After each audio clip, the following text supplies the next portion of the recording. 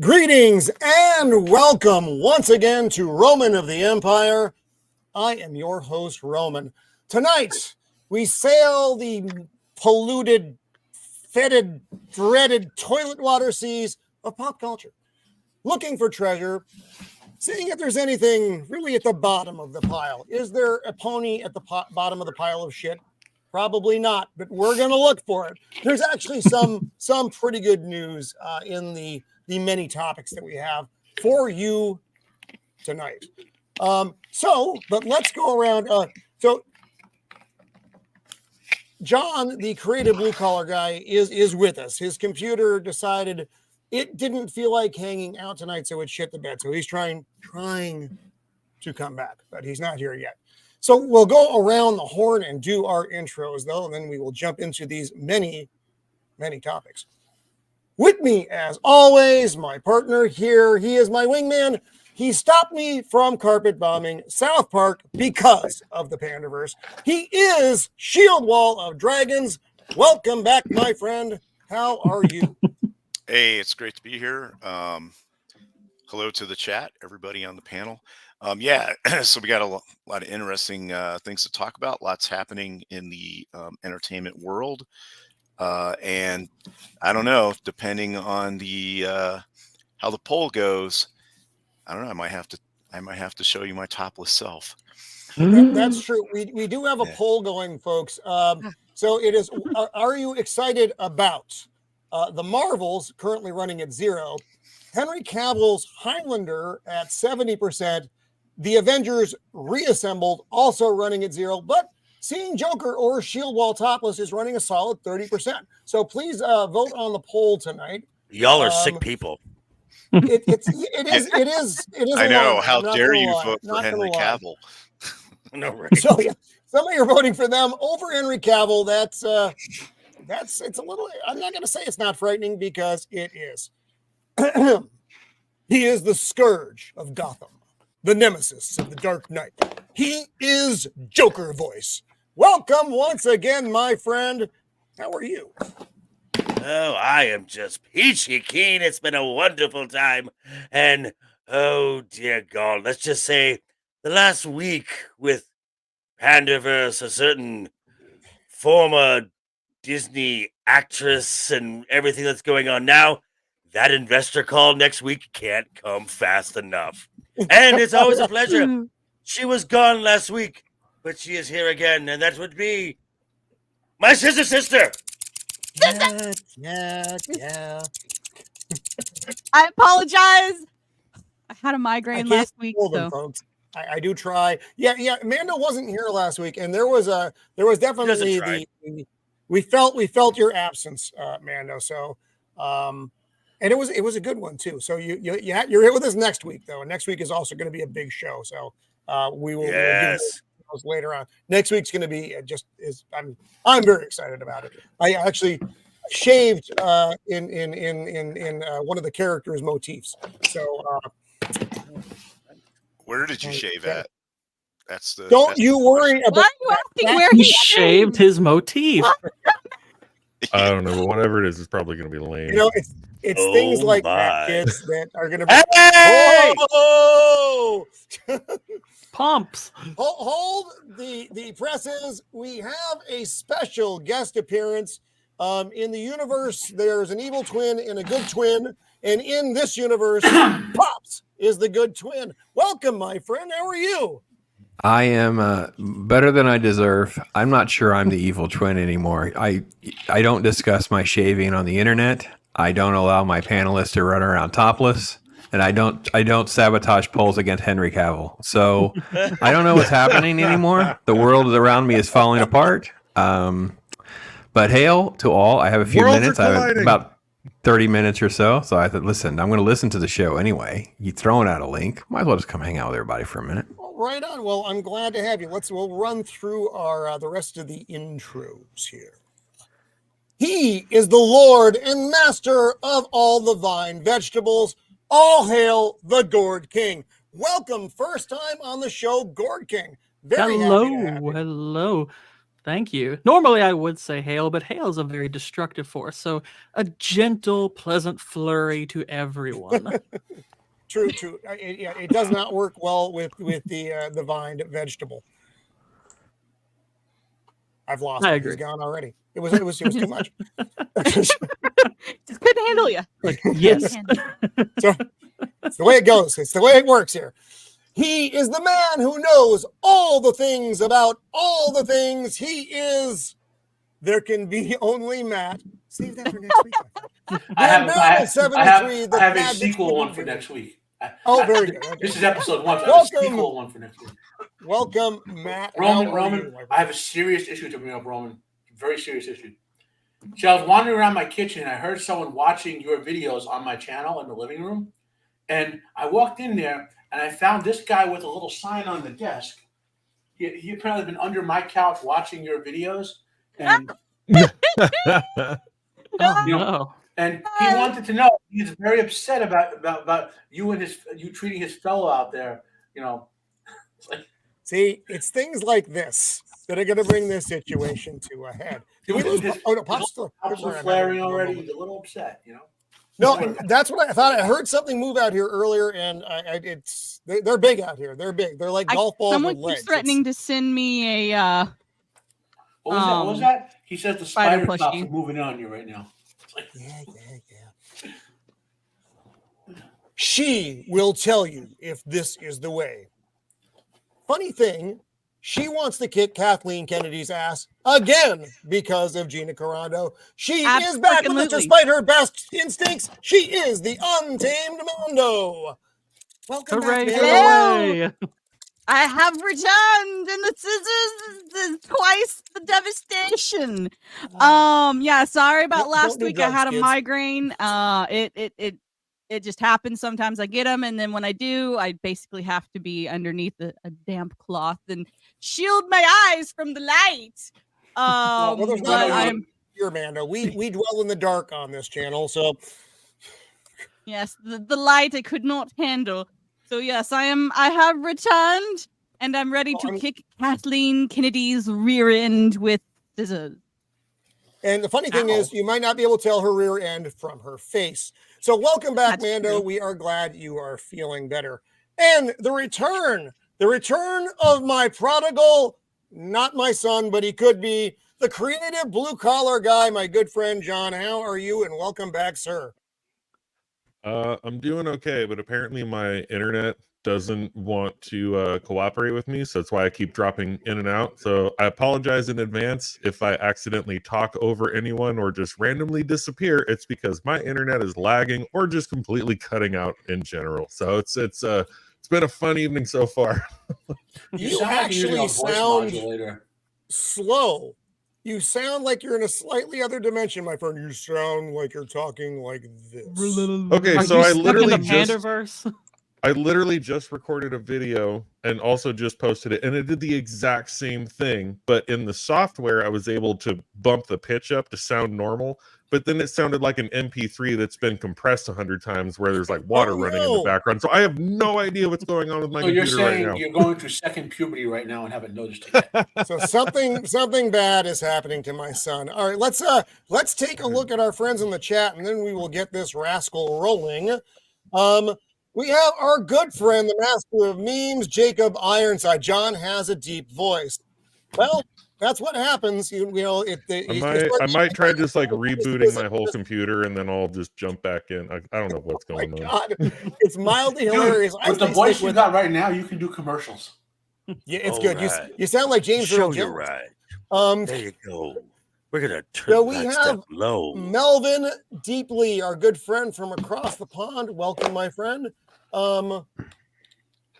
Real Wade Nation Gaming Clips.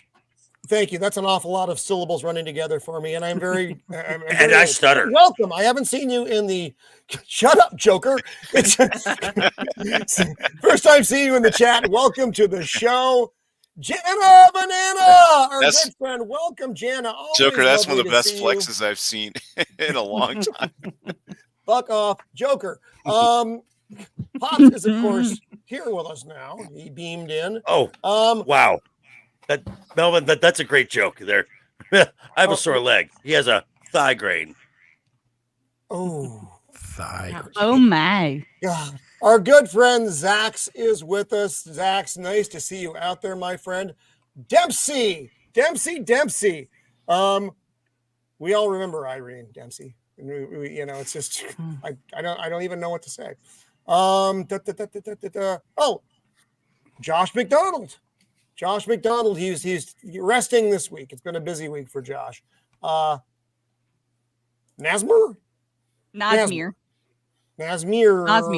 like cashmere. He's a Brit. Not. Welcome to the show. Nice to see you out there.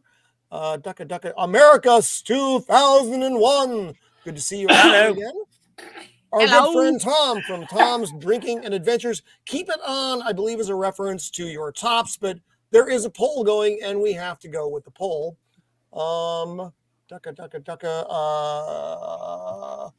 spec laptop. Nice. Welcome to the show. And that's, I believe, is everyone. If I didn't see you, please forgive me. I am very old. So we're going to jump into this week. I was joking backstage that I didn't think it was a very good news week until like Wednesday hit. And then there was just like news stuff just dropping from the sky. Now we're going to lead.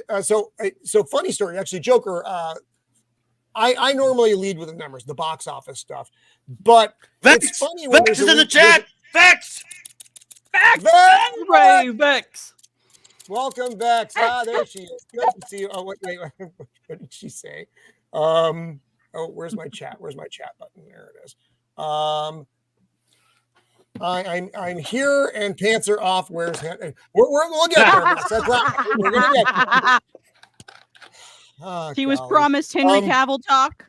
She was promised good, Henry Vex. Cavill talk, and we will get the Henry Cavill. So normally I talk about the box office numbers from this week, but it's odd. There's a new Martin Scorsese film out with Robert De Niro and Leonardo DiCaprio, but no one gives a fuck. Tired no of one hearing cares about it. I cannot open my phone without seeing a headline about this, and I'm like, I don't fucking care. Literally not a great week for the box office. Oh, Bobby Wold is with us. Hello, Bobby Wold. What's up, Bobby? Welcome. Now, Joker, you had some fun. Wait, I want to back up to this movie. Yes. That movie is almost 3.5 hours freaking long. Like, it's too much. No offense to Scorsese, you're not 3.5 hours of my life right now, bro. Just not happening. Sorry, there's just no way. That's insane. That's just like so pretentious, almost. After 3.5 hours, the plot. I don't have a problem with the movie. I just something about like the topic of the movie just doesn't interest me. No, nothing will bring me to the theater to see this. Conversely, a similar topic on the Yellowstone spinoff, 1923, I believe is the one I'm thinking of. Interests me about the Indian mistreatment and all that. So you can do this topic interestingly. You just can't. For some reason, Scorsese's take on it doesn't. And I've heard very positive things about it. I'm just 3.5 freaking hour. I'm like, you've got to be. I was like, okay, I heard good things. I heard what Polly had to say and a couple other folks. I'm like, cool. 3 hours and 26 minutes. Nope, I'm out. It's like, never mind. I care enough to give 3.5 hours to. We have a super chat here. I'll super chat. How do super chat? Weird. Well, right, that's Elf of Courage from my channel. He's one of my members. I was about to say. He actually can. Joker. I don't know. I've been told. I've been told I do a good impression of someone who shall be nameless.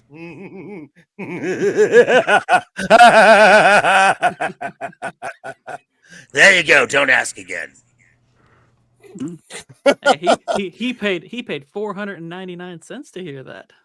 That was and it was worth every penny. I am always thrilled when Joker actually does Joker. Yeah. Let's see. So like I said, box office was shit, but you had some interesting Nielsen news, Joker. Yes. What did you glean, You know, my friend?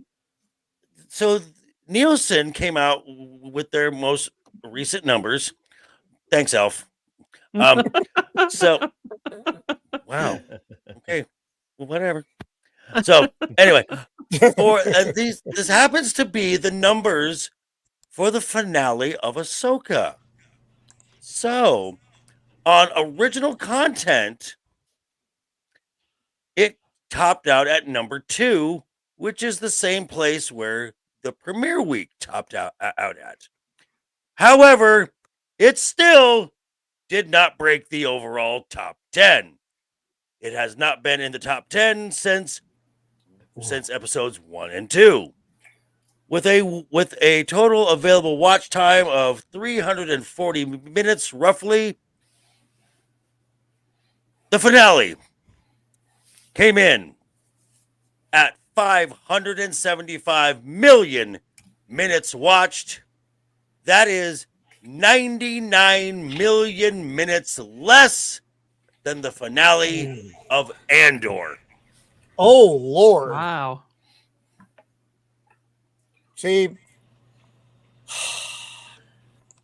they killed it, folks. They killed Star Wars. Congratulations, Disney. Well, they did that with managed to Obi-Wan, do it. though. Well, the Disney trilogy episode 3. I wouldn't even call it episode 9 anymore. And then Obi-Wan basically, and Kathleen Kennedy graping the Mandalorian basically for season 3 and Book of Boba Fett. Dave, that was Dave too. Well, Dave does what he is told to do. You know what I mean? Yes. Dave works well when he has like Lucas or Favreau or someone over him to take his idea to distill them down to something. You know, when you get Kennedy, who is basically like the Galactus consuming planets of type of character of Star Wars, and she's consuming everything into our own self-aggrandizement. So she gets a hand on Filoni, who has a lot of creativity but not a lot of control, and there it all goes. You know, it's been dead. It's just been dead. It's gonna you know. God, I wish they just let the corpse rest though, instead of it letting it. It's just like it just keeps going. It's like How do we know that Star Wars wasn't just stabbed in the stomach with a lightsaber, and that it's fine? It's totally fine. It can make it. Well, Star Wars seems to be. But hey, next, just to let you know, folks. Next up, the Acolyte. Well, oh boy, Mother of God.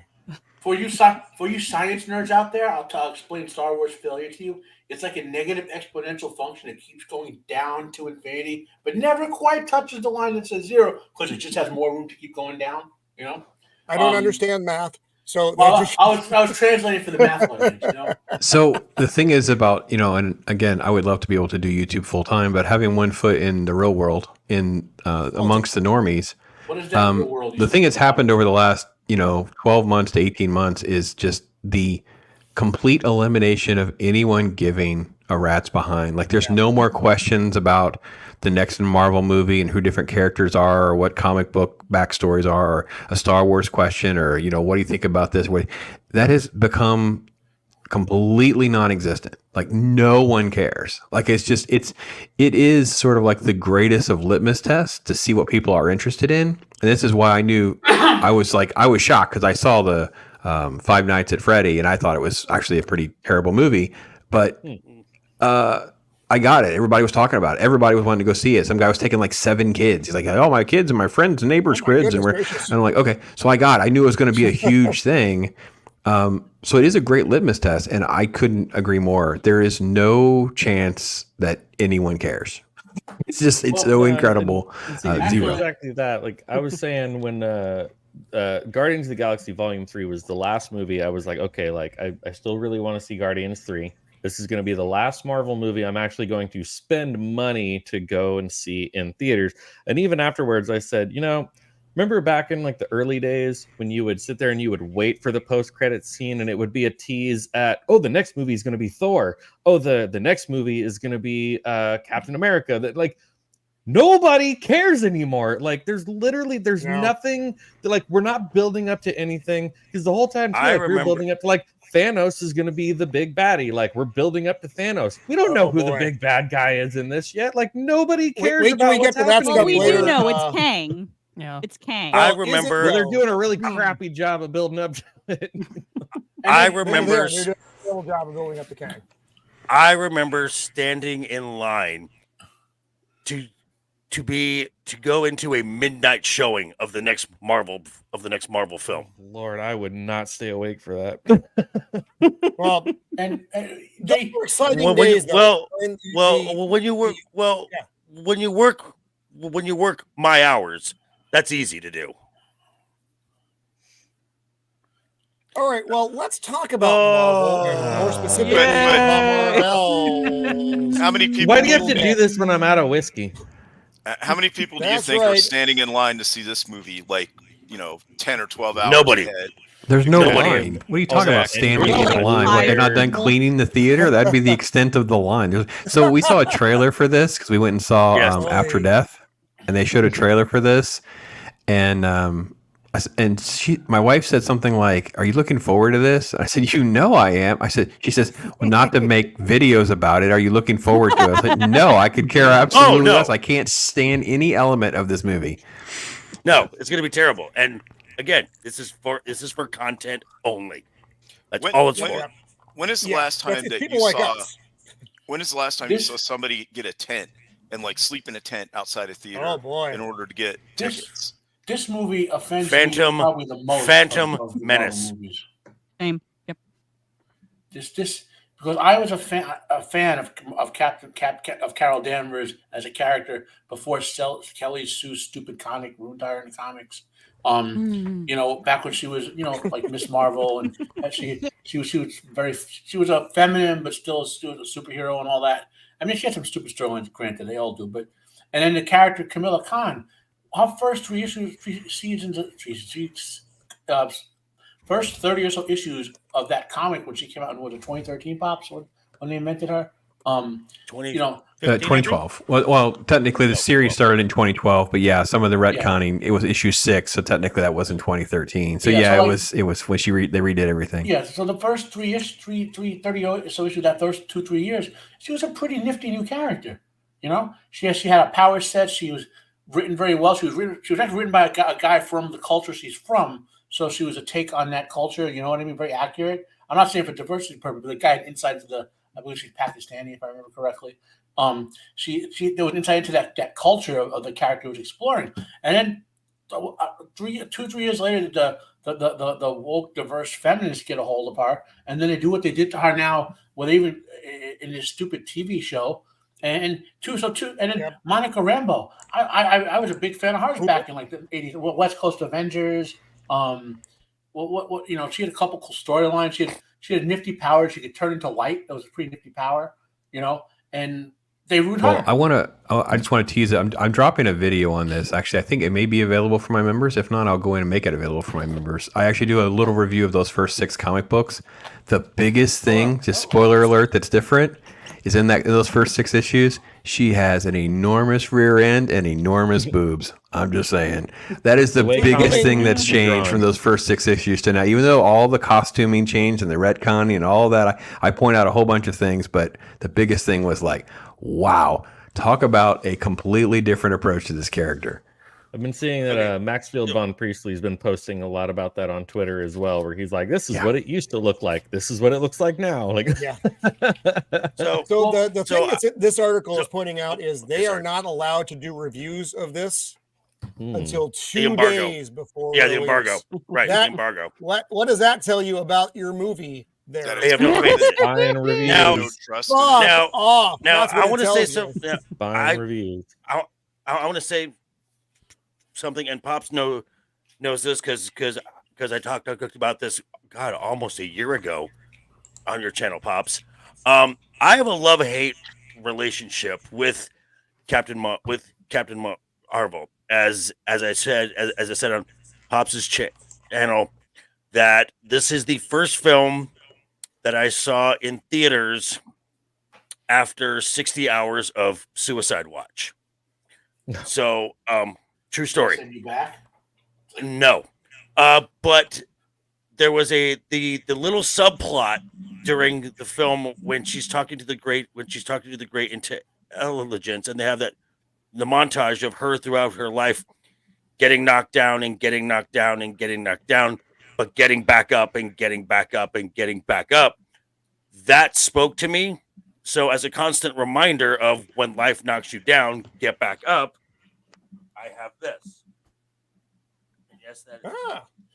Yeah, she And used yes, to be that is a great, very good character. Yeah. So, and I did watch the Ms. Marvel show. Objectively, it's not a great show. It was, however, probably one of the best character arcs, and as far as depicting a family, it did it very well. And the young lady who plays Kamala Khan is having, it seems, at least from my standpoint, she is having the time of her life. So, Iman, get away from Disney as soon as you can before they break you. Before they cash you with Snow White. They got her to write a comic book, Joker. They locked her in to do one of the comic books. Yeah. My That's what I heard, yeah. So for that actress is she thought she was playing the original comic book version of that character before she got poor kid. Yeah. So we read from Moonlight Warrior here on X, formerly Twitter, which is what most of us still call it. Twix. Just call it Why do you Twitter. think the Marvels isn't selling well? And my friend Master of the TDS, who I'm a huge fan of, is like, well, because you had to watch like 2 full Marvel series to know who 2 of these characters are, because otherwise you don't know who Kamala Khan is. If you're not a comic book person, you don't know who she is. And Monica Rambeau, the question is, who the fuck is Monica Rambeau? Again, if you're not a comic book person, these are you want regular people who are not in the business to devote hours and hours of their lives to characters that they're looking at, they have no idea who they are, to go see your movie that most people don't give a fuck about anyway, because that was the shoehorn movie, which everybody knows. It's not even that. There is even more than that. You've got WandaVision, Ms. Marvel, the Captain Marvel film, and don't forget Secret Invasion. This is also tying into off with Secret Invasion. I forgot that. God, we did. Or we you did. tried we lost, to. we lost, Wow. What did we lose? Dempsey, What did we lose? 6 to 8 hours of our lives on that. Yeah. Order Green Lantern from Wish. Yeah. Well, Okay, but then let's also talk about just how much people hate Brie Larson. What about that? And Okay, that's what I was about to say. Larson did that to Brie Larson. Okay, now that's fine if you like it. That's no. That's fine. I like things that other people don't like too, so it's okay. Quentin Tarantino loves Brie Larson. Just saying. Okay, so here's the thing with Brie. Here's the thing with Brie. She came from relatively obscure indie films, and she got an Oscar for the film Room, and she got propped up really fast as being the future, the face of the MCU. She also got swept up in at the time in Hollywood. It was the Me Too Time's Up movement, and her PR team kind of told her to kind of move in this direction to be relevant. If you've noticed, even prior to the strike, she's been quiet about a lot. So she had a new PR team, which has come in and said, keep your fucking mouth shut. But it's too late. It's too late. Right. Now, had Captain Marvel not been propped up as the biggest film ever by Marvel, basically, had it been like an Ant-Man type film, a smaller film, she might have been able to go to a sequel where they shut her up or whatever. What? Yeah, I see a bunch of gestures going on, and as Italian, that means something, so I must know what's going on. But they shot ourselves in the foot 17 times with Captain Marvel, both as an actor. And those are some big feet. Yeah, that's a good one. And then you can't recover from that when you're like that at the peak of Everest. You can't recover at that because of the damage she did. Like Amber Heard, same thing. She shot herself so many times in the foot between with the whole Depp situation. That I mean, I happen to have liked her in Aquaman. I think she did a decent job as that character. But now they got so bad that they excised her from Aquaman 2, and which basically ruined the plot of the film supposedly because you can't fix it unless you do what Disney does. We're going to talk about later with their Snow White, where they're basically clipping the actress and cutting and pasting her onto special effects for an entire 2-hour film. And we will get there, folks. Yeah, but the point is, like, there was no. I don't think they understand. Like we talk about canceling. Well, Brie Larson self-canceled herself permanently. No, there's two things they probably could have done to maybe mitigate some of the damage she done. One being obviously what she's doing now, which is keeping her mouth shut. The second thing is if her movie had been good. I think if she had been in a good movie in the first place, most people have been like, okay, I don't necessarily like it, but the movie's good. But at the time they put her in probably the worst Marvel movie there was, or at least one of the worst. Did you see? I know it's not on the list, but it's a similar thing we're talking about. The Blade movie. How the actors threatened to drop out because they were going to basically make the main male character a background character for all the female characters. They rewrote the film, so the actor said, the Disney formula. Yeah, I'm dropping out. I'm not doing this. That's in the this. Variety article we're going to get to about Marvel and its many problems that we're going to dive into some interesting things, some things that literally came up this week that were really, really kind of heavy hitters at that studio. If anybody is interested, Bounding into Comics posted the entire Marvel's plot is basically online now. So if you go over to Bounding into Comics, I'm not going to post it. I have the link here, but I don't want to spoil it for anyone. But if you're interested, go to Bounding into Comics and you'll be able to see the movie plot right there.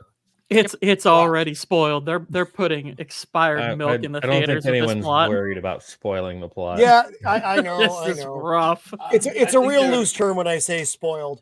I think they're releasing it unless they have to. Like they can't. I like Brie Larson. I think Matt hits the nail on the head with that. Because I think after the Scarlett Johansson mess, they buttoned up some of these contracts. So these actresses and stuff like that, they got money tied to this for it to land in the theater. So they can't put it on Disney Plus. It has to go to a theater. Hey Blair, welcome, my friend. Actually, this is fun. John and I got to meet Blair to Blair in the real world last week. It was fantastic. He is as much of a lovable wizard in the real world as he is here on the channel when he's on with us. So we're going to dive into this, especially when he means to. And he did. It was amazing. This Variety article is fucking crazy. If you guys haven't taken a look at this, my God. They're talking about there are so many problems at Marvel right now. The Jonathan Majors issue being just one of many. They're talking about throwing Dr. Doom in because even if Majors is cleared of these charges, he is now damaged property. It's hard to come back from something like that unless you are just totally exonerate, like the Johnny Depp version of this. I don't think you're going to get that with Jonathan Majors. Maybe you will. I don't know. But Marvel's treating him as damaged goods right now. So Kang was supposed to be the big baddie, and now they're stuck. They don't know what they're going to do. And so they're like, there's no plan. What are you going to do? I don't know. Dr. Roman, Doom? I got a question. Right. What does the word shambles mean? Well, see, I think some of the shambles comes from the fact that Disney now has to fight off a hostile takeover from what's his face, Peltz. Nelson Peltz. And now Ike Perlmutter has given his shares to Peltz apparently. So yeah, he wants to be on the board. Yeah, so I'm guessing that third of the Disney board that just wants to make money is going to start choosing Peltz's side soon. So Peltz is we have the investor call next week. And then you've got the annual shareholders meeting, I think, in February. And that's when they elect the new board. Peltz is going to get a seat for himself or for a proxy for him from Tryon. That's guaranteed. Peltz is going to probably get 2 or 3 more seats on the board. If That's what he's going to push for. He is going to be the check against Iger. Well, someone should be, because when we say hot mess, Disney is that. So we're just talking about Marvel. Is all kinds of hot mess. Nia DaCosta, Nia DaCosta, who's directing the Marvels, but when the movie was done filming, not done, but just done filming, dude took off to go film another movie. She. Forgive me. Does it really fucking matter? Well, I mean, can we assume? Well, yeah, it kind of does. Matters to her, I think. Yeah. It probably does to her. It doesn't to me. Anyway, so the broad left. Well, while they're still doing the movie, though, who does that? Nobody does that. Okay, because she has said that this is not my film. This is Kevin Feige's film. There it is. Because Kevin Feige doesn't hire anyone to direct the films. He casts them because they check off a certain box. Now, he wasn't doing that before. The Russo brothers? No. But they had clout. Those were their movies. Clearly, they had clout. In other words, I think it's pretty clear that ever since that he was waiting for the Russos to be done with their run so he could have his own say over pretty much everything. This all comes down to Ike. This comes down to Ike Perlmutter. That's what this is. Ike Perlmutter. Pop's left. Yeah. Pop. Yeah. He said he had to duck out for. Yeah. So Ike was the check. Ike was the check against Kevin, but because Ike was friendly with a certain orange man, Iger and Kevin said he has to go. So he got removed from any creative control over the films in 2015. He was given like some ceremonial position with Marvel Comics. It was basically like a chairman in name only, and then in 2018 he got completely removed. Now from 2015, that is when they started doing the writing for Infinity War. So pretty much Phase 3 was pretty much almost done at that point. So Kevin just kind of let it keep going. But Captain Marvel was his first entry into what is now known as the MCU. And because things have gone the way they have gone with the MCU, they are talking about bringing the band back together. They are in talks to no shit bring the Avengers back. Now, how will this be done? I don't really know. And moreover, my give a fuck. They're suffering when they're like, we need to get the band back together because we're about to die. There's also another article over on Bounding Into Comics saying that Robert Downey Jr. Is rumored. And you have to say rumored because, it's still way early to have agreed to do this. And rumors are rumors, but Bounding Into Comics is a pretty good, his info tends to be very good. So I would take that as RDJ said, yeah. Now, are you going to be able to get the redheaded lady? Nope. Scarlett Johansson? Scarlett, no way. No way. I don't know, Joker. You start throwing those dollars. You know what? You're not going to get. You're not going to get after what happened unless he has control. He's pretty much said that indirectly already. Yep. They're doing Blade. The Blade thing was another mess over there. So they're talking about bringing the original Avengers back. That's one. How desperate they are.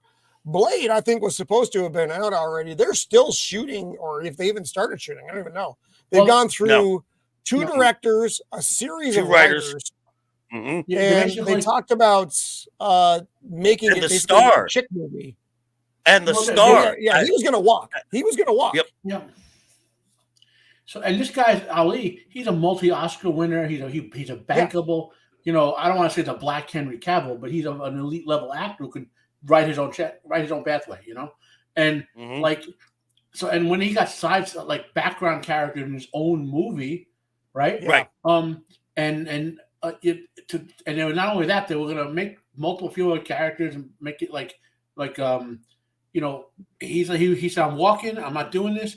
And so now they drew that entire script. Supposedly Iger was angry when he saw the script. I don't know if Iger's angry because he's not making money or he's angry because he's upset with the woke stuff. I'm not sure with him, you know. Oh, but, no. Make no mistake. Iger is going to double down on woke. He's going to do it. Disney will be the last to the party to... Did John drop out? We lost John again. Because Disney will be the last to the party to drop woke if they ever show up. This is where Disney is. They have, and this is why Peltz is being so aggressive right now. Yeah, unfortunately, John's internet was acting up. So he chipped the bed again. Okay, so we lost my son. Oh, yeah, he had to go soon. It's the revenge of Roman Spider. It could be the spider's fault. The spider has just compromised everything. All right, so now we're gonna jump out of Marvel, because damn, but we're gonna look at something that's I think equally fascinating. If I can get the clip to open, here we are. Just open.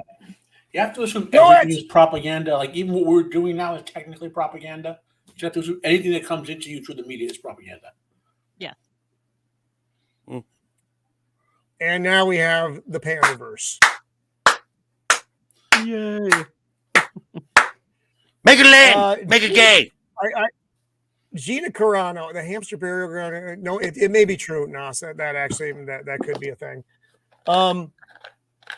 Gina watched this and she made some comments, and then the jackassery, of course, started on and Twitter. She went holy. She dropped a bomb on Kathleen Kennedy, and then this poor Disney show. Yeah, I'm trying to find the guy. He said, if there's any She's proof, lost her mind. She lost her goddamned mind, and Gina just went beast mode on this guy. Let me find Gina's. Okay, that is her. Oh, here that's right there.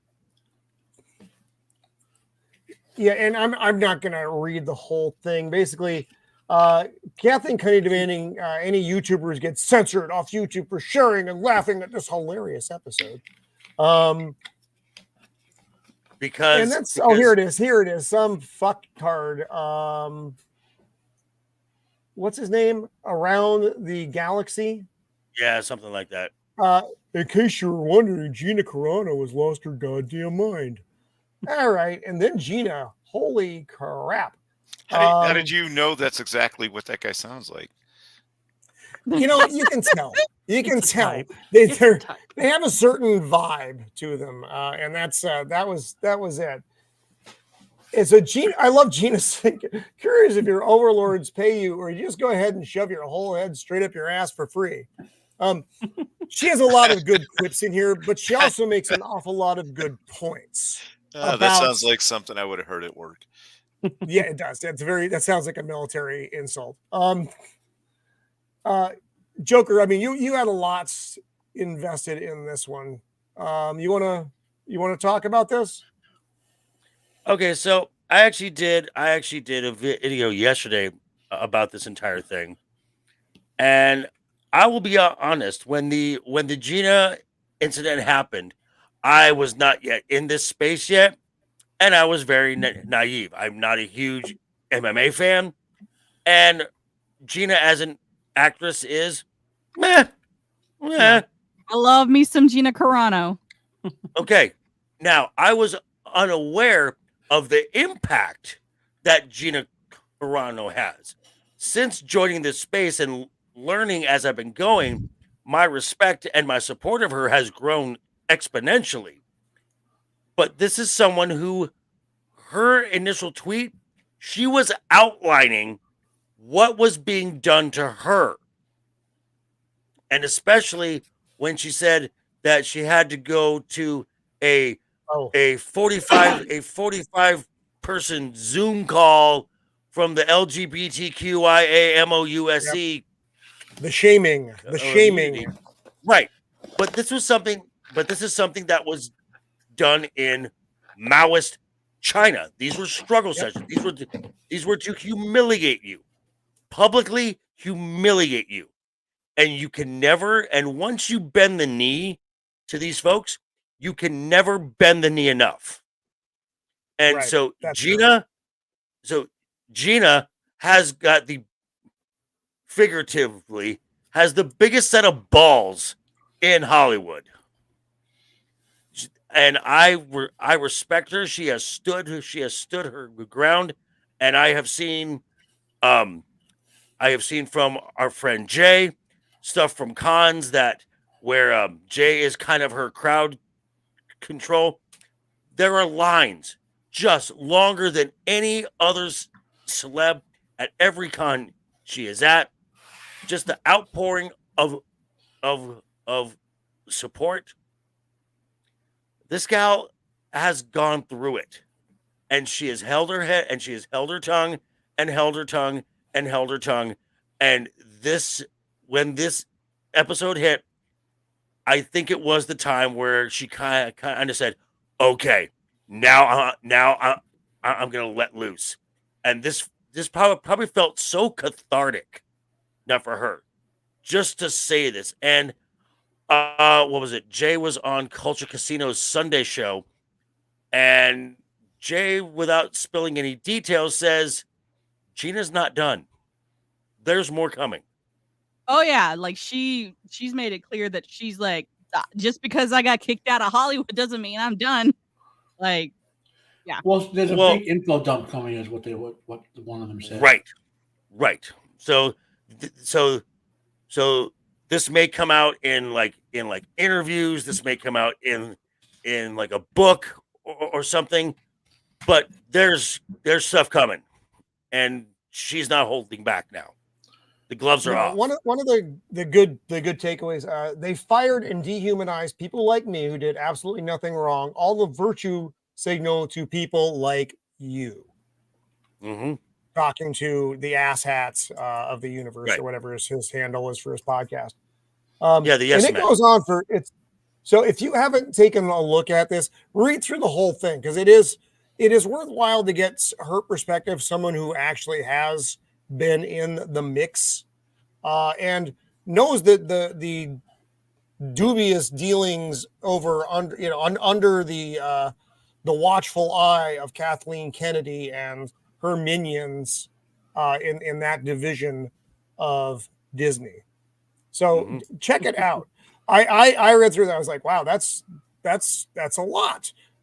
But Gina's isn't just letting them get away with it, and I appreciate that. And yes, I mean, is she a little bit fringe for the normies? Yeah, absolutely.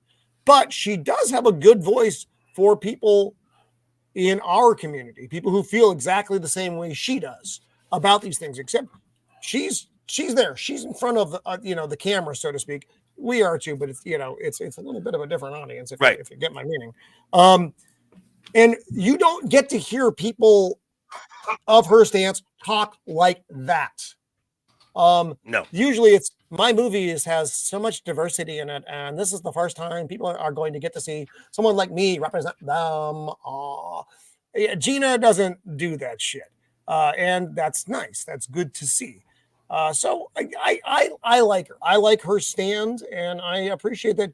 I mean, when she's speaking, she's not speaking just for her. She is speaking for a lot of us out here. And so, I think she's also like just a like, I guess, traditional celebrity where she keeps a lot of her political ideologies, like, yeah, she makes posts once in a while, but she's not like a lot of these crazy celebrities who just when they open their mouth, you just wish that there was a shoe just shoved into it. Like, she very much is a classy lady, and she knows how to present herself in a professional manner.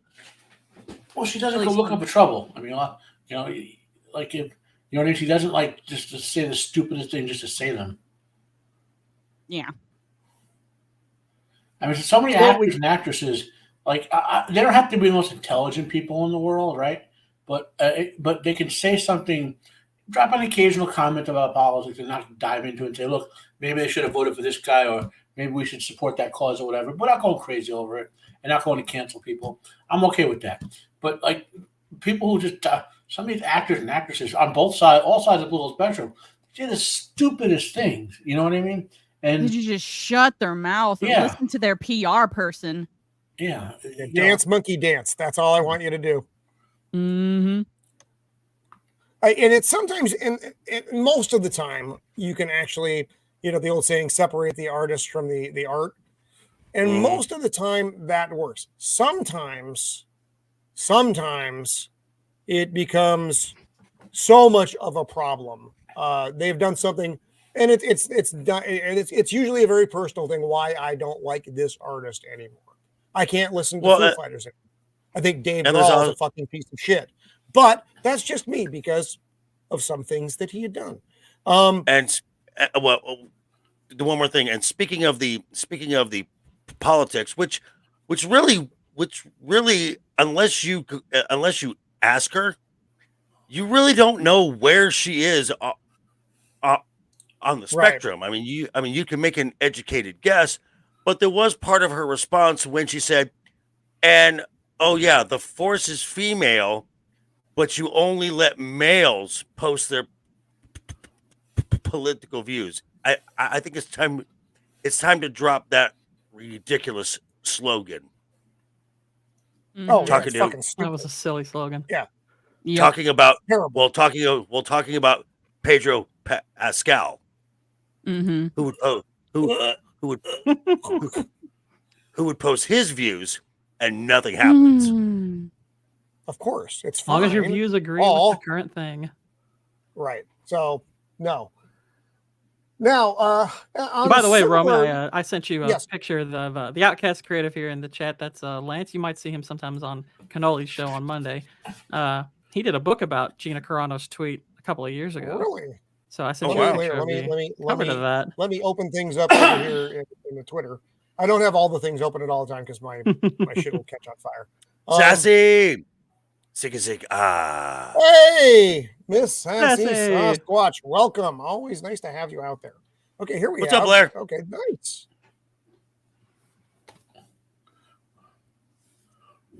The tweet from the Outcast Creative.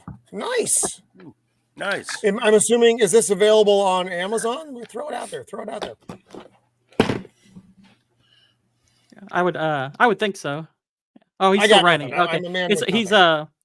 It started as a play, but it became a book. Whitey, AJ. Welcome, Whitey. How are you? AJ, what the hell? Nice to see you, buddy.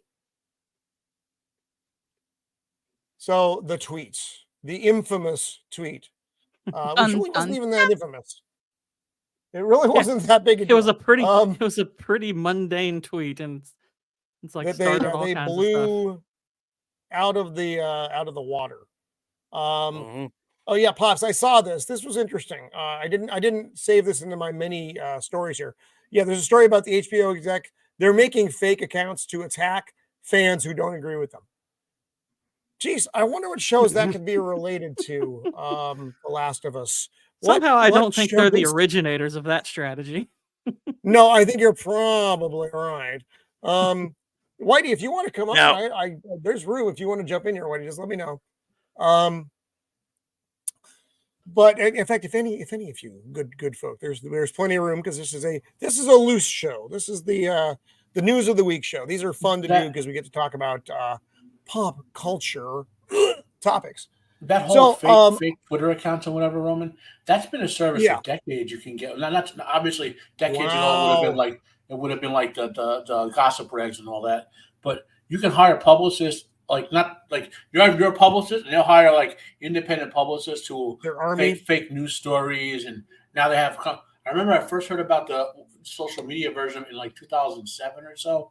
I've seen, like I know someone who was kind of in the business, so they were looking to publicize something they were doing, and it's like, oh, these companies will just spam social media for you, like MySpace and all that. You know, like it's propaganda. You have to. I said before, you have to everything that comes to you through an external thing that is not you talking to someone sitting right next to you must be evaluated as propaganda. Just must be. Speaking of propaganda, You know, Snow White, Disney's latest live-action remake, delayed a year, and fuck off. Look at this lovely. What the fuck? they're basically so what they are going to do apparently is they're going to take every image of the film that she's in. They're going to make a completely new CGI movie and then cut and paste her live into all those scenes. Oh Lord, that is fucking horrible. Or And they could just big take gas and pour it over a big pile of money. It's about the same thing. Right. And might I add, this is the person who not that long. What's up, Beak? Who not even a week ago was like, oh, stay. We are gonna stay on the picket lines until we get a deal. I am here for the long haul. The minute the Hunger Games got an exemption to go promote, I volunteer as tribute. So this film also has gotten too far along for them to do the Batgirl too. So like Correct. Batgirl, they Correct. can get a tax write-off or whatever because they had to delete all the footage. Well, so to get money on this, they have to release it in some capacity. Even if, and I think they're going to take a beating. Go ahead, Joke. Well, that and the Batgirl was never designated to be a theatrical release. It was going to be streaming only. So that's a lot easier because you've got no international contracts to honor. Different streams of people. You're not spread all over the fucking place. I mean, one of the other things about this, aside from that remarkable picture, is it was coming out March 1st, 2024, but has been pushed back to June 13th. 1 year. 1 year. Holy fuck. Because they're literally doing an entirely new CGI movie, and they're just going to. They're wiping it out, folks. They're wiping it out. It's going to be Renee Zellweger and what is her name? Don't insult Renee Zellweger. Rachel. Sorry, I'm mixing up my actresses. I apologize to Renee Zellweger. Rachel Zegler. And some cartoon fucking dwarves. Fantastic. But then I don't think, and I don't know if this fed in, this was part of it or not. Maybe it was, maybe it wasn't. But the Daily Wire is doing its own version of Snow White, and one of the things that is taking people aback with the Daily Wire's version is their Snow White is talking about modern femininity, and. Versus Rachel Z in her, I don't need no man. No man's gonna kiss me and wake me up. And you are correct. Now the other girl whose name is Brett Cooper. Brett Cooper. Again, talking about modern femininity and basically how it is a bad thing, and that's why. I don't know. You have a lot of backlash the way you do, but why aren't girls getting married anymore? Why are guys, waiting till they're 35 to look for a 20-year-old wife? Why is it, everybody, hey, just swipe right and you get your hookup for the night? These are all products of modern femininity. They're not good. They've changed the landscape drastically as far as the standard family unit goes. And, you could argue that society is better because of it, but I think you'd have a very hard time showing and demonstrating that. So That's my take on it. And so Now- you've got Snow White versus Snow White Actually, here. Can I well- address a comment, Roman? Sure. Can I address a Yeah. comment? Please. So someone said something about the movie Gods of Egypt, which was a horrible movie. Don't get me wrong. Correct. But in terms of mythology, the Egyptian gods were depicted as somewhere in skin tone between Egyptians and white people. In other words, Egyptians were not black people. There were Egyptians with white people from Greece and the Mediterranean, and their Yes. gods were depicted that way. So having their now, obviously, some of the gods maybe should have been depicted more like Egyptian skin tones or whatever. We get that, but having them depicted as some of them being like white skin fit the way they in the actual artwork that we have they were depicted. Also, I haven't really talked to this person in the chat. I didn't say a fucking thing about the race of the actress in that, by the way, in my breakdown. I don't that was unimportant to me. The way the actress is approaching the role is important to me. So you can take that for what you will. Let me clarify a little because this person's from he's someone I know.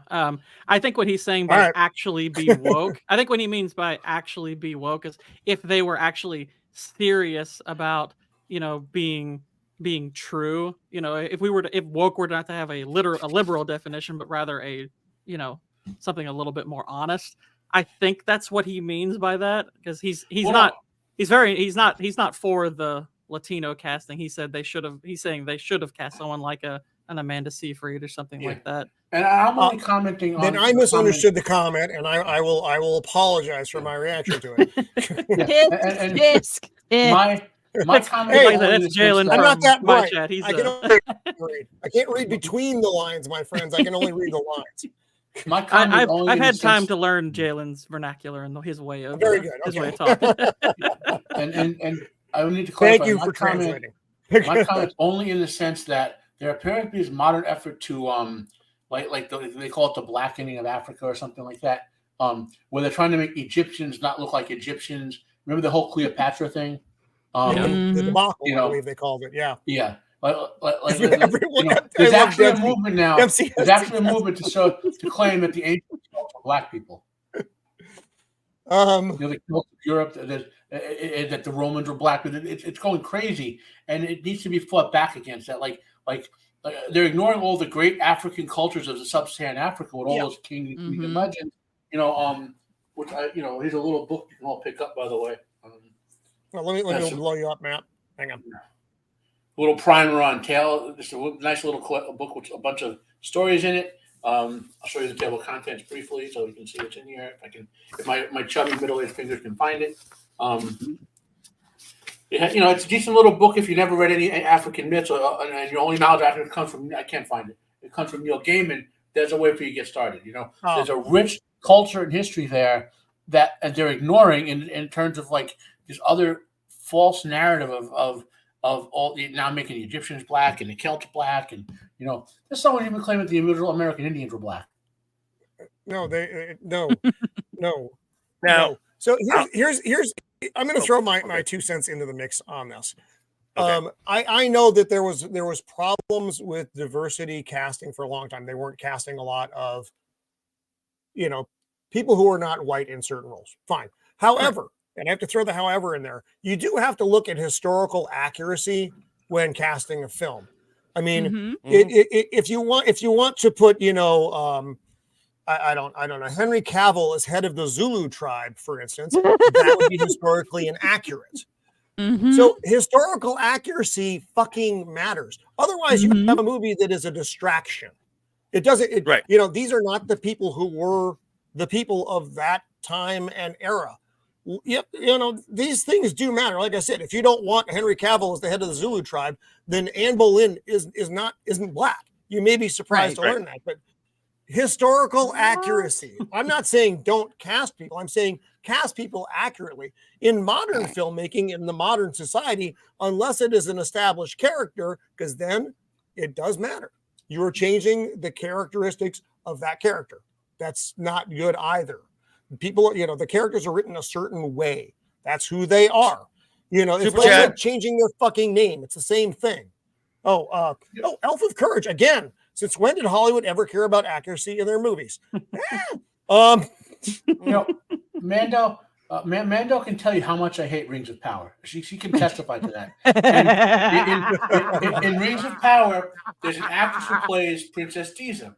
Now she's a black woman from England, right? But she's actually a really good actress if you've seen her other stuff. And my only problem with her is not having a beard and the writing being bad.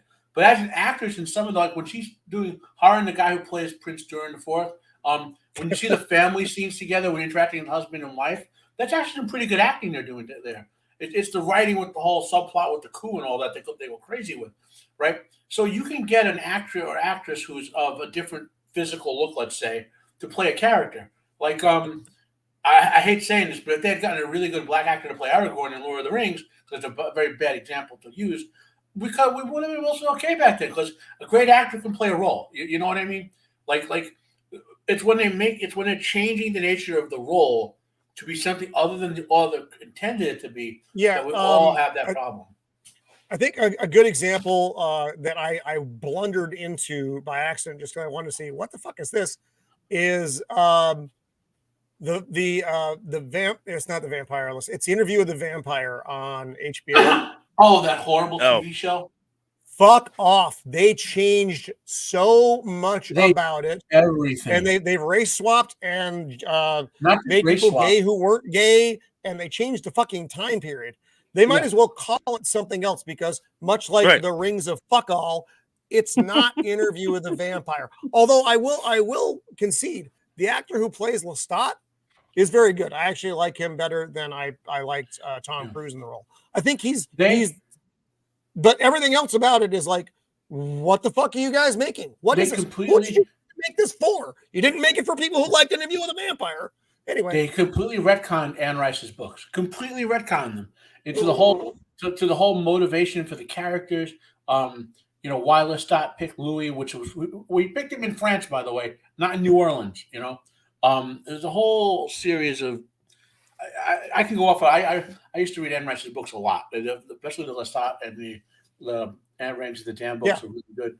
I'm not sure what was worse as an adaptation, that or like you know, Wheel of Prime. Both were mockeries of the books in a way that even Rings of Prime isn't. That's how bad it is. I'm gonna give my two. I'm gonna give my 2 cents. So I'm gonna give my 2 cents on this whole Snow White thing. I'm all for Daily Wire making content. I'm all for it. Do what you want to do. I've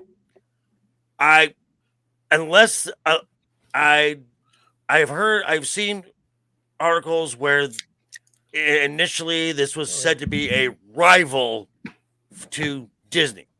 It's not a rival, because unless they put this in theaters, this is going to be behind a paywall of the Daily Wire. It's supposed to be on your kids show. It's an alternative. That's really it. Right. But the bottom line is, it's not going to be on an equal footing to where you can actually see an apples to apples comparison. And hold on, and I know Brett in her younger days was an actress and a singer, and again that's fine. But at the end of the day, this is still 2 remakes of Snow White. If we want original content, then those who are trying to champion making their own content can't be doing remakes. Well, for the Daily Wire, I will say this. I think, and you'll probably it is a direct response to the Disney film. That's why they're doing it. If Rachel hadn't been such a lovely speaking piece for Disney, then the Daily Wire would never have touched this. There would have been no reason for them to do it. But they wanted to do the essentially the finger saying, you know what, we're going to do this. We're going to do it for less money, and it's going to create a buzz. Your movie created a buzz, but in a bad way. This one will create it in the other way. And Joker, I am 100% with you. And there's a couple things that we're going to talk about coming up here.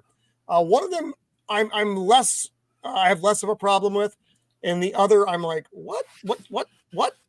So what? So now we're going to jump into. So let's talk about Can I something. make one comment, Roman? One, Yes. So, Joker, the one area I disagree with is where they will be considered equals is in the social media propaganda wars. In other words, those two feel that's why there'll be so many comparisons. So like saying, wait, Daily Wire used the Brothers Grimm fairy tale, right? Went to the source, and Disney took their own movie, which is from the 30s or whatever, which was good, and basically graped it. 1937. And then basically graped their own movie, you know? Right. So, yeah. And that's going to be the big contention over it. Well, and if Daily Wire actually happens to make a good Snow White adaptation, I mean, that's a very universal, well-known story that could draw people to their service. Well, yeah, but again, who is going to just? Second, guys, I will be right back. But who's going to go subscribe to Daily Wire just to watch Snow White? Well, it's not just to watch Snow White. But what it would be a good piece of advertising for that. It's not going to be on the Daily Wire proper. You know, if people are wanting good content for their kids, and it turns out to be good content for kids, then that could draw some people potentially. I mean, I don't know for sure. I don't know if I trust their ability to make a good Snow White movie, but the Daily Wire has a children's streaming service they've started. Already has a ton of content, and we're adding, and this is going to be on that. So if you're subscribed, they're making a children's movie on their children's movie service. So if you pay $8 a month or whatever for your kid to watch these safe cartoons and children's shows, this will be on there, and your kids can watch it. But I don't know if that's going to be a draw because, like, I know. So, like, is that enough? But they have other stuff on there. Like my information off of my normie friends. It might not be for us, but they're going to have millions of conservative parents already buying this channel who are going to enjoy it. Yeah. Well, by the way, Daily Wire on their main channel, I believe, they're doing adaptation of the Pendragon cycle. That's Stephen Lawhead's Arthurian myth books. For those who've never read them, you know, they're releasing like weekly vlogs of their filming and stuff. So far it looks pretty good. So if you ever read the Pendragon cycle, it'd be worth keeping an eye on. So, in regards to this Henry Cavill Highlander reboot, okay, it sounds great, but he's got so much. Well, not only that, he's got so much teed up on his plate. He's got some kind of 40K project going on. The Warhammer, right? We're at Warhammer 40K. So if you just scour the internet, certain people, they want to see him and ask him to do everything. Which I mean, I can, and you can see it because he would fit so many of these roles well. I think there are a lot of other actors that could fit some of these roles, but it's kind of funny. Like I mean, I have hope for the film because of who's doing it. Cavill plus the one of the directors in the team from John Wick. So John Wick. The crew behind John Wick is going to be in charge of this film. I'm pretty solidly okay with it. Given Cavill's physical profile, I'd rather see him as the Kurgan. Yeah, because he's big. He's a big dude. Yeah, Joker. Can we stop doing remakes? Oh, I would fucking yes. I wish we'd be okay with it, but they won't. Here's the thing. There are certain movies that, like, and that you can. The Thing is not a remake of The Thing from Another World. It is not the same fucking movie. They're both based on the same book, but The Thing actually captures the book, whereas The Thing from Another World is not. It's not a remake. To call it a remake isn't accurate. Highlander was very specifically written by I don't have my notes. Russell Mulcahy and well, he was the director, but it was the same dude who did Prophecy. He was but Russell Mulcahy rewrote it quite a bit for the movie. I know what you mean though, Basically, the guy who wrote Highlander obviously wrote like 6 things, and that's all he ever wrote. You know? I mean, but Prophecy, we did that a couple weeks ago. Fantastic fucking movie. Sequels suck giant balls, but the Prophecy itself was fantastic, just like Highlander. Fucking brilliant movie. The sequels were fucking terrible. Run from the room if they are on, as Sean Connery said. Now, I don't know how I think. I don't know. I don't know how I feel about this. It's unnecessary, I think, is the best thing I could say. Right. We're going to do, so for those of you who don't know, we are doing Highlander next week.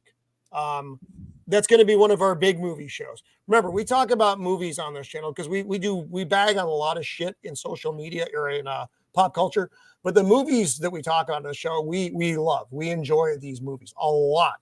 You don't spend 4 hours talking about a fucking movie you don't like. So the original Highlander is fucking brilliant, and that's why I just don't know the necessity of this. I know the ladies and some gentlemen love Henry Cavill. I like him as an actor. I think he's a good actor. I think he's a terribly underutilized actor. I just don't know This is a if cash grab. this is something we This need. is a cash grab. It's been almost 30 years. I'm okay with doing a trilogy remake or whatever. Because the reality is, if you've read enough stuff, everything is a remake at some point. You know. Well, and I'll speak from a little bit of an outside perspective. Okay, so most of the movies I grew up watching was whatever my dad bought or recorded or whatever. So I never saw Highlander. He wasn't a fan.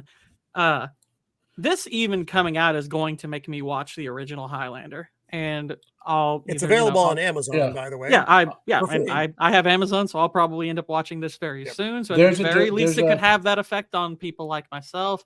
I mean, I absolutely agree. This is a cash grab. They're taking a name that people are familiar with, and you know they're attaching a pretty good director on it. They're attaching a star that people like to it, so it could actually end up being a good movie. Which, if that's the case, great. But they're very much trying to create a franchise that they can make money with. Obviously, that's the big hope here. Yeah, where the original Highlander failed. Oh, fuck. Right. Yeah, I know. Outcast Creative. Oh, sweet mother of God. I actually saw that in the fucking theater. Wow, you paid money to go see that? I did because I loved Highlander so much. And then Highlander 2, that's odd. How are they doing that? Funny enough. And the answer is they shouldn't have. The version that made it to the theater was not the intended version. There should have been no intended version, Matt. the end of Highlander was perfect. And I agree with that. We'll all dive into this next week. There was this no... is kind of... Oh. Well, this is kind of... this is... Okay, but this is the same conversation that we get with another film that the name gets tossed around every so often, and I think we all universally agree, no, do not do a remake of this film. That being Now the Crow. No, don't do it. Don't do it. I like the little Skarsgård kid. He's got those weird lips. They freak me out. No.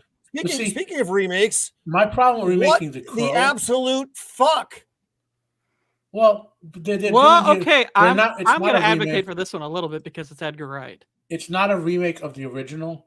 It's more going to book route. I know it's like the thing from another world from the book, right? They're adapting the book. Yeah, it's Edgar Wright. He's going to adapt the book. I will only count this successful if there's one thing. If the ending of the actual story is in the new movie, that it has to be there.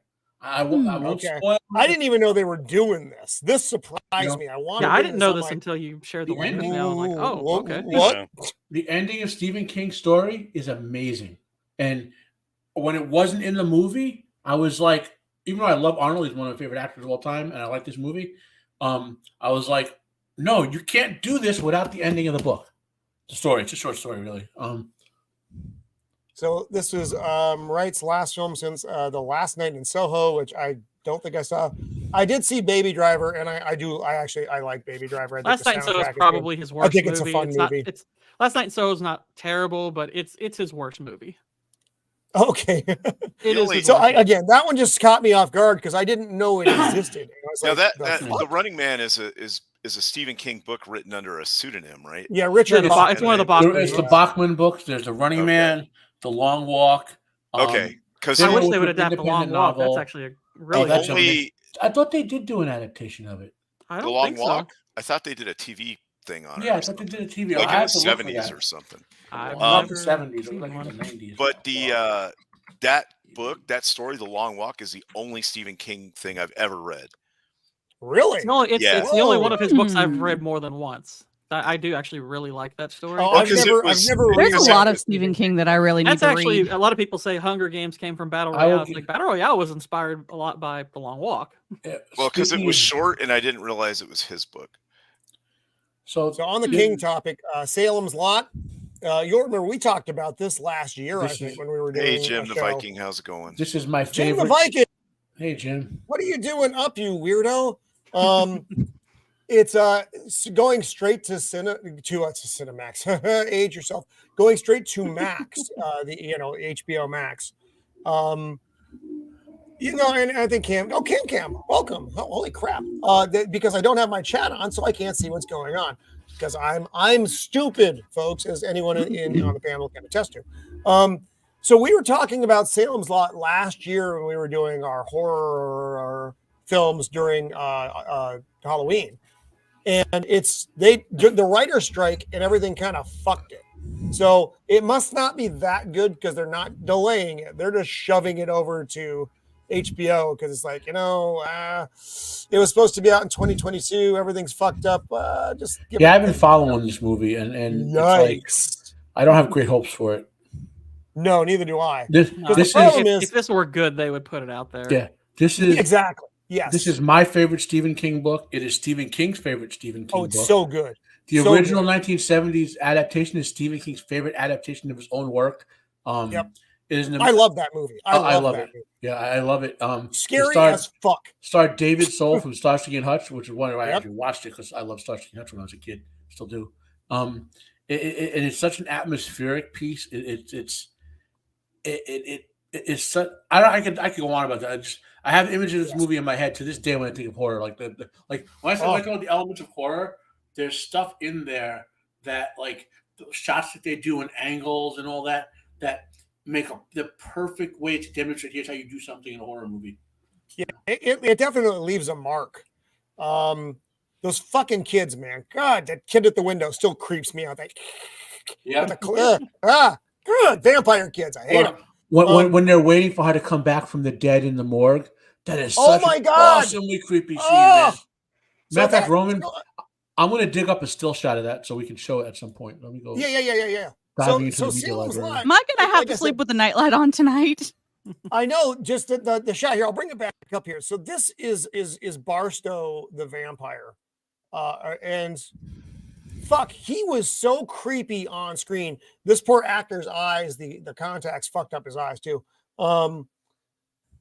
Dedication. I just don't. Just the new film. I just don't. I have zero hope for. But the original was so good. James Mason is in it. And the casting in it was really, really well done. Even the kid, and I hate kids in movies, was okay. I like him way better than that Short Round. I fucking hate Short Round. What do you have against Short Round? Stop Asian. I've always hated him. I've always hated Short Round. We all know this. I'm a massive fan of the original Salem Lot. Yeah, okay. We should, it doesn't need to be Halloween. We can cover fucking Salem's Lot again. I'd be happy to do that show. But so anyway, Matt, you're still looking for a morgue lady? Yeah, although I have a better scene. I'm about to. Okay, I'm going to drop this thing off. Yeah, here. it's a Japanese samurai version of it. No Japanese stuff. Every time I put Japanese anything up on my channel, I get a copyright hit. It's like, really? It doesn't have to be anything in particular. Yeah, we're just talking about Japanese stuff now. I'm going to get a copyright hit. I don't know why it is. That's how I am like with when it comes to Amazon. Anytime I utter the words on my channel, Lord of the Rings, immediate copyright. I'm like, and then the stream's locked for freaking 12 hours and I get 7 viewers. I'm getting lost watching Salem's Lot, guys. I can't help it. It's such a good movie. Now Matt's watching Salem's Lot. So while Matt's looking for that, we're gonna bring up some shit that's not good, and we're gonna close on something strong. So this just irritated me, and I should have expected something like this. So Rebel Moon, Zack Snyder's Rebel Moon is coming out, but now they're doing a comic, and it's pro-transgender creator, whatever, that's fine, who threatened to beat people with a bat. That's the problem. That's not because that fine. means, if you try to stop me from going into the bathroom, I'm going to beat you with a bat. All right, that makes me want to let you in the bathroom even more. Sorry, okay, good. Yeah, exactly. Why? Oh my goodness, why would I not want you to come in? So this immediately taints not just the comic book, folks, but it now taints the actual product because everything that's attached to it is the thing.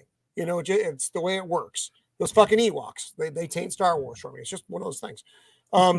But this prequel is now, I don't know how, is it going to be successful? I don't know. I hope it actually doesn't even make the rounds. It may not. You know, these things get canceled. It's possible. But it's happening. Why do you need to hire why crazy not? fuck activist fucking person to do your comic book? You know it's going to be current day. This is not. Well, this is but not Zack the press Snyder- you want, man. Zack Snyder is one of these woke people. Remember what he did to Geeks and Gamers? You guys remember that? He's not affiliated with them. I'm not affiliated with them, by the way. Stop Asian. No, Stop but it Asian. wasn't just that. He went after them after that other stuff he did. Anyway, Roman, I got the clip, Roman. Fucking cock goblin. No, I didn't like that either. He was supposed to look like that in the comic book, in the novel. But I like creepy purple vampire better. Let me bring up your. No, I can't play the music or the dialogue because it would get copyright struck. I'm going to play the 10 or 12 seconds of this scene with the music going. That's about it. With the music going, this is one of the creepiest scenes you'll ever see in a movie. Granted, you guys don't have the context for this, but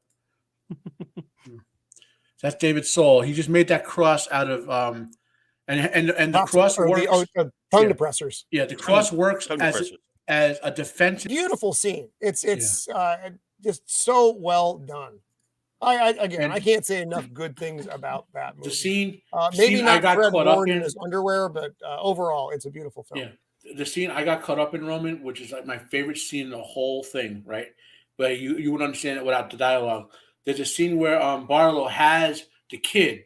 Remember, he has the kid in the kitchen. And Barlow's Barlow's human servant is there, and the priest is there with the cross, and he has Barlow at bay because he's a priest. He believes, but Barlow has the kid. And they say to him, look, we'll let the kid go if you put the cross down and test just your faith and see if but see, the trick is that you have to, once he lets the cross down, he's surrendering the protection because you can protect him with just faith, but by agreeing to the bargain, he allowed the vampire to take him. But the vampire had to keep his word and let the kid go. It's a very awesomely played out scene. You guys got to watch that movie. Just go watch that movie. The long boobs. Oh dear. Oh my. I almost guarantee you'll watch it again within 2 days. That's how awesome that movie is. It makes a mark. Yeah. So we'll run through a couple things real quick, and then we'll wrap up here for the night.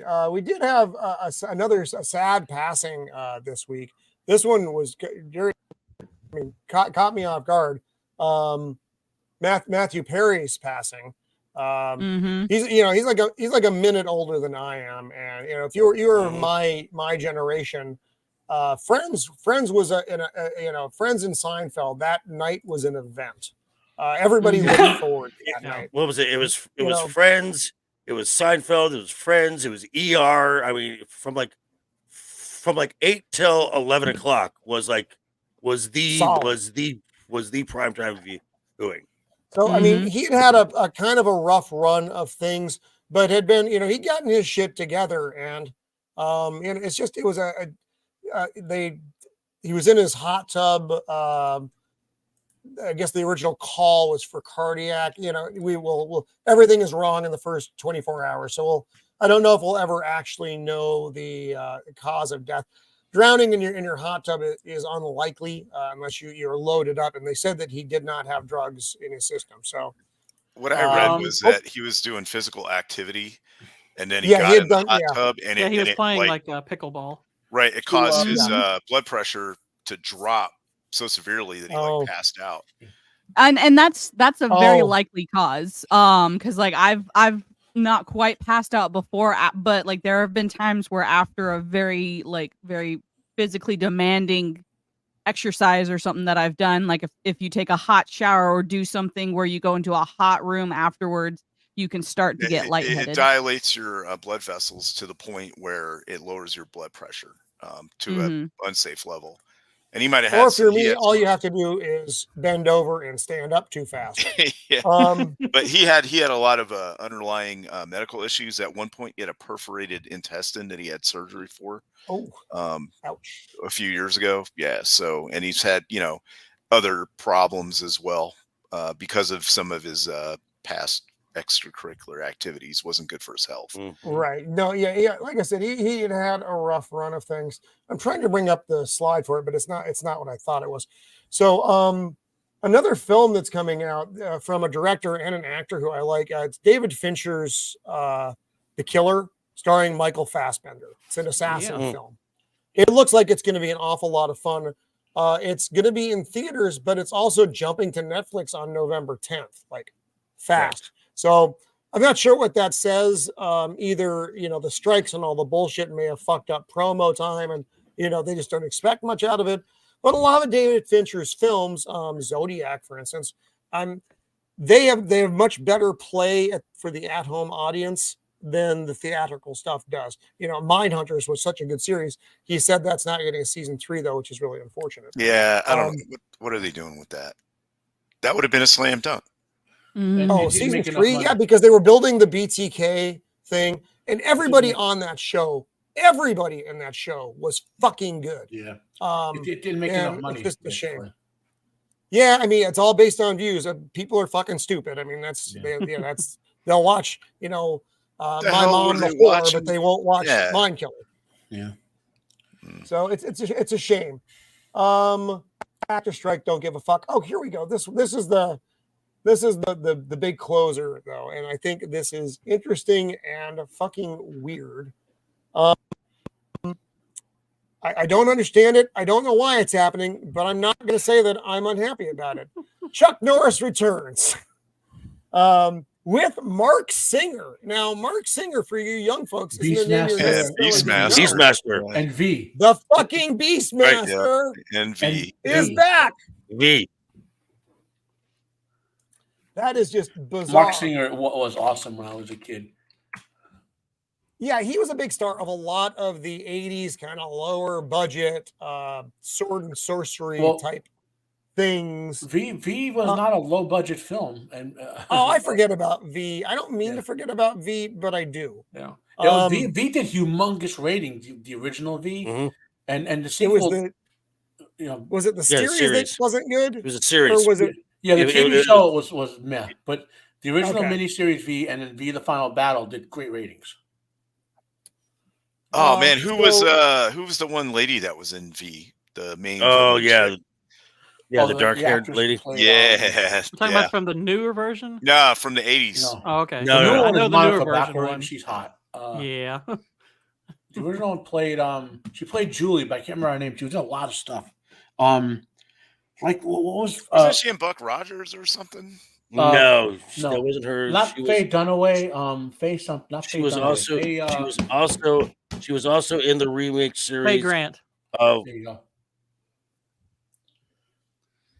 So somebody should pick up Mindhunters. Yes, I agree, Zach. Someone should pick up Jane Badler. Jane Badler. Oh, Jane, she was all over the place. Yes, she's awesome. So Chuck Norris and Mark Singer are back. It's just so fucking weird. I mean, Chuck Norris can do whatever Chuck Norris wants to do. So he can.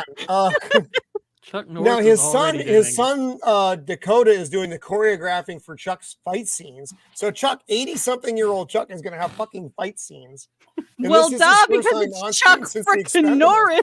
Chuck Norris still works out in his martial art. He is still keeping up with scenes. He's working still in really good shape. It's we had. I don't know if this movie's going to be any good, but I am going to watch it. I can tell you that. Yes, because we had a street that was named Chuck Norris. We had to rename it because no one crosses Chuck Norris. Yeah, he's 83. 80. Jan, are you telling jokes, or did you? I told Chuck Norris the TV. Nice. No, I would imagine that Chuck Norris. Chuck Norris donated money to you for a TV. Yeah. Actually, let's take a look at our poll here. Are you excited about the Marvels? Has 0%. Henry Cavill's Highlander 73%. Avengers reassembled again a heavy Shieldwall. 0. Oh, we're safe. You actually sold Chuck Norris a fucking TV, Jana? And seeing Joker or Shieldwall topless, 27%. You guys get to want keep to see Henry tonight, Cavill so- on screen looking very fine. So Henry Cavill won. Now I'm not, again, I probably would have gone for Joker or Shieldwall just because I'm not sure about the remake.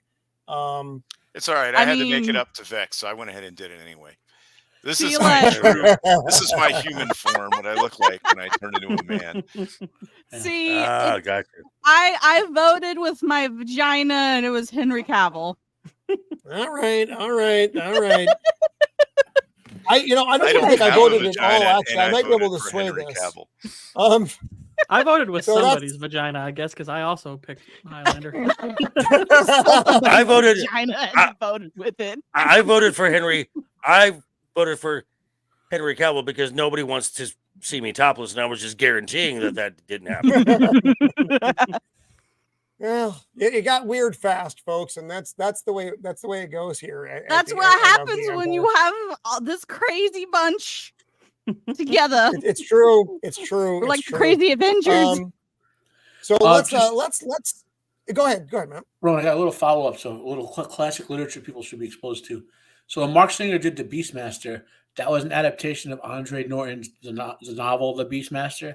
She is a science fiction author, an all-time great science fiction author. I did not know that. Yep. The Beastmaster is one of our series. I believe the Witch World novels is another one of our series. So a lot of people, all these old sci-fi and fantasy writers, people forget about them because they stop writing or die or whatever. You should go back. You should go back and read our stuff. It's pretty good. But Matt, women don't write sci-fi. Don't you know that? We need to open up the genre to them. Well, and moreover, Shieldwall, they certainly can't read. Exactly. Yeah, she died around 15 years ago now. Oh, wow. Yeah. She was born. She's older. She was born like in the teens, 1915 or something like that. She's old. She was old, but she's one of the greats, forgotten greats. When did she write the Beastmaster books? I want to say 70s. Okay. Okay, so I mean, not forever ago. They're probably they're slightly younger than I am, is what it sounds like. Yeah, they're on our age group. But maybe it started in the 60s because I know how Witch World stuff. I think I only read like the first two Beastmaster books. It's a lot of old authors. Like I don't have the time to read everything I want to read. You know what I mean? Like Isaac Asimov has written over 600 books, and I've read like 20 of them. So I mean, it's like it's one of those. I have no time. I get to do the shows and guest every now and then. I have a stack next to my bed. I haven't read the fucking original ISOM comic yet. That is still sitting on my bed with ISOM 2 and like 7 or 8 other books that are just piled on top of it all. I just never get to it. My schedule is pretty tight these days, folks. It's the way my life is. But anyway, no one gives a fuck about that. So let's go around the panel and plug what we got coming up, and then we will talk about next week a little bit.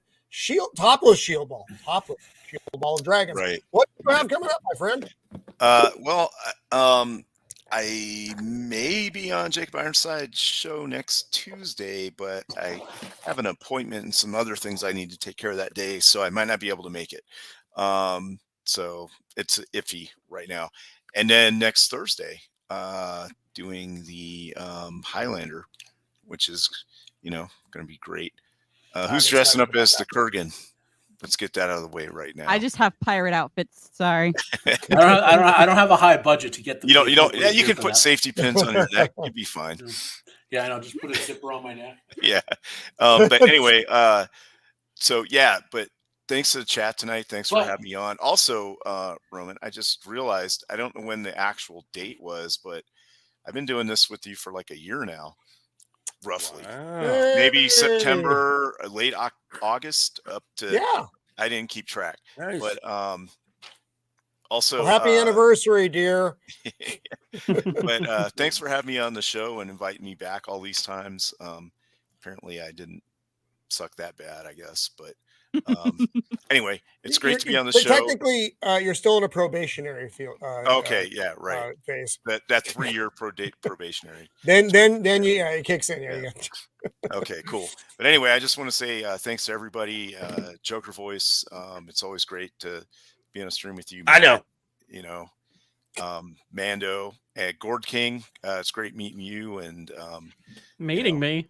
We've been on shows together. yeah, I know. That's what I mean. But and you know, Oh, okay. Sammy? You just mean the generals. yeah, in a general Sammy over sense, here? right.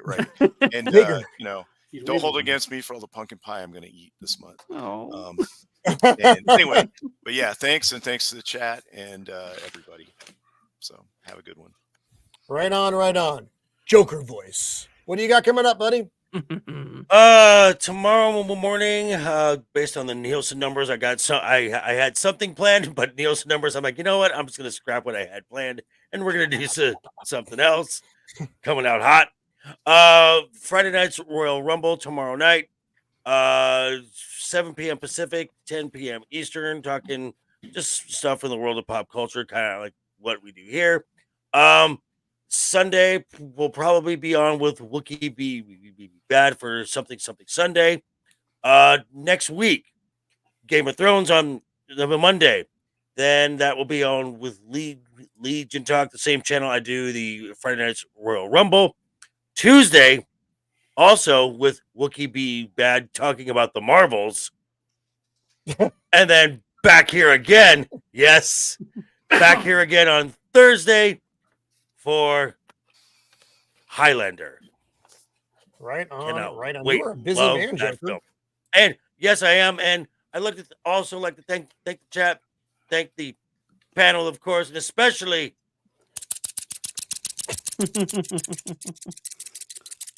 my sister. Yes. One day, one of you is going to lose a finger, and I will say, I told you so. The Gord And King, the master of the vine vegetables. Thank you for being with us. First Oh, time on thank the you for show, having me. and it was a It fun. pleasure to have you here. So what Yeah, do you a got pleasure coming up, being bud? here. Well, thank you for having me. Thank you to everyone in the chat. Thank you to to the people who come from my channel who showed up on the show. You guys are great. Let's see. Obviously, last week I had my Ghostbusters video came out. That's been big success for me. I crossed 700 subs yesterday. Hooray! Right on. Yeah. I'm currently working on my script for Rings of Power episode 2. Yeah, that was fun.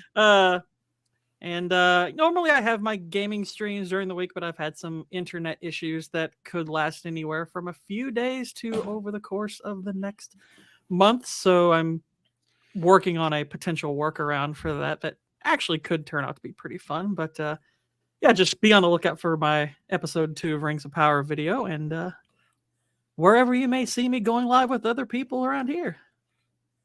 Right on. Thank you, Gord King.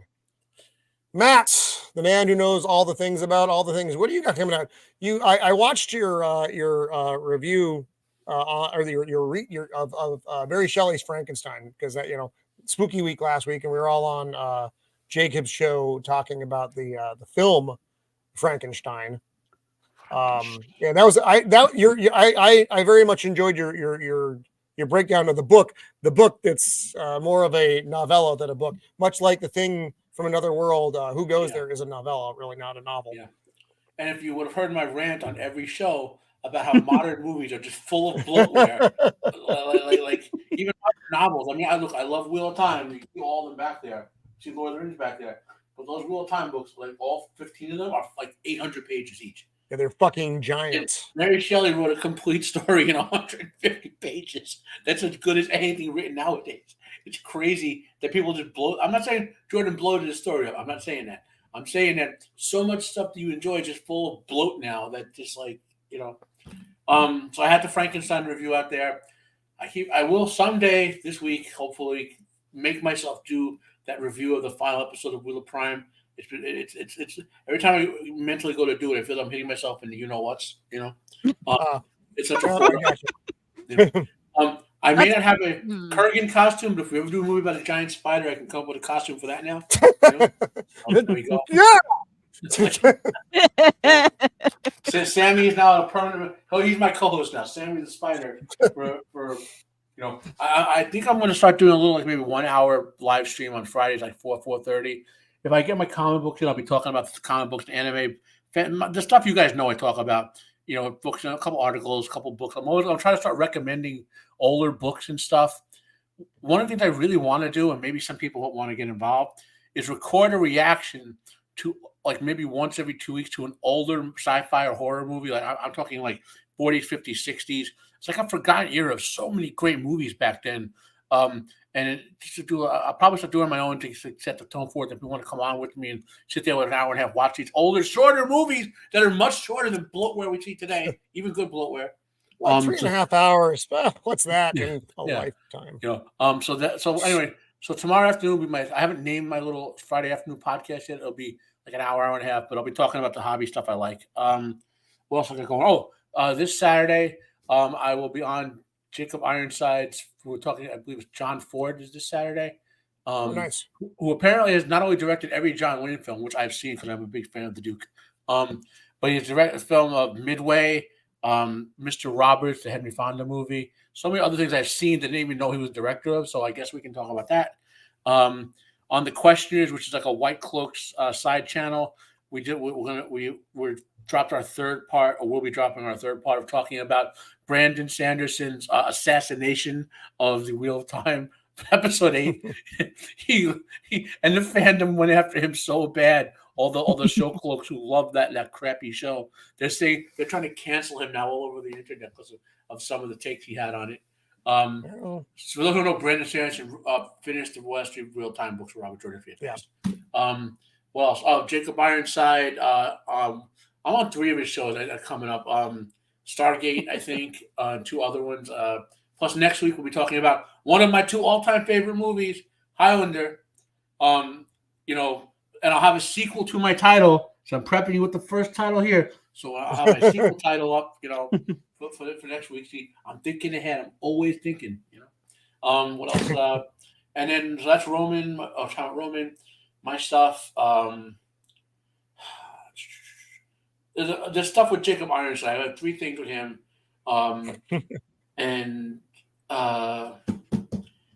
That's it so far. Yeah. That's a lot. All right. Oh, wait, one more thing. It's a mystery box. Someone said they mentioned either in chat or whatever they want to get into Stephen King. Obviously, you can read Salem's Lot, which is his greatest novel, of course. But if you don't want to get to the horror aspect of it, he wrote a fantasy book called Eyes of the Dragon. That is a great book. And it does relate to all universal stories, but it's a fantasy novel. So if you're used to fantasy, you can get into that novel with him that way. There you go. Yep. Yeah, very sad story. It's a sad story, but it's a good story. Yeah. Untamed Mando. Yeah. Sailing the seas, are we, Mando? What do you got coming up? Oh, yeah. So no Literary Souls again this Saturday. I know everyone's been missing Literary Souls. It's just this month has been crazy. Hopefully November will be less crazy. And I don't know about December. And December is just going to be all over the place. But so my next stream will be on my Kick channel with the Dungeons and Dragons not Pirates of the Caribbean, but Dungeons and Dragons pirate themed campaign that we're on. Of course, I'll be on Jacob Ironsides on Tuesday and then back here on Thursday. And then hopefully I'm going to get back on the wagon of making content on my YouTube channel because I know people have been messaging me like, Mando, you were doing so good. What happened? You fell off. And I said, real life happens. I'm sorry. Yeah. I went on vacation with my husband. You gotta shut that real life out. It really and we do have the holiday season coming up, so things may get a little wonky in November and December. But yes, so next week, as mentioned, we are doing Highlander. Christopher Lambert, Clancy Brown, and the glorious Juan Sanchez Villalobos Ramirez Connery, whom I love him in the movie so much. I can't. Please join us because I'm just so excited to talk about this movie. Again, the movies we love, the shows we tend to beat up because they suck. I want to throw a shout out and a big thank you to our good friend Left Eye Ego. Yes, I got a package from him a couple days ago, and it's going to come out during our Christmas action figure unboxing. but it is Was it ticking? fantastic. And I'm just, it wasn't. Was it First, ticking? I thought I drunk ordered something because I got the box. It's from Big Bad Toy Company. I'm like, oh, fuck, I don't remember ordering anything because I do that sometimes. I drunk order and then I get a surprise. But as soon as I opened it, I realized that's from Ego. So big shout out to Left Eye Ego. Thank you.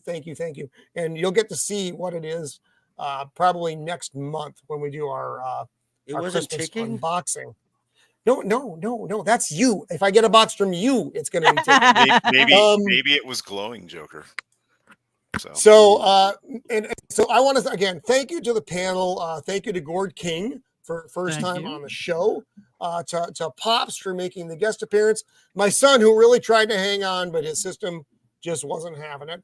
And to the chat tonight. You guys are always you're informative. You're hilarious. Sometimes you're argumentative, but you don't mean to be. So that's fun too. And So thank you everyone who tuned in. Take the scissors.